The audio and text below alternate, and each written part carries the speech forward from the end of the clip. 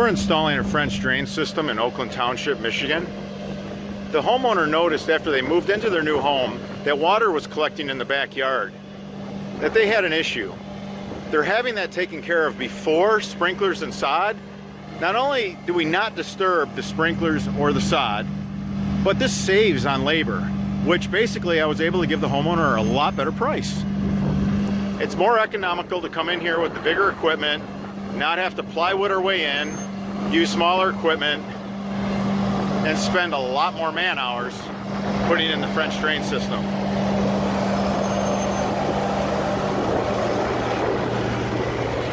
We had 2 feet of fall, which is great. We're going to encourage the water to go to the storm drain.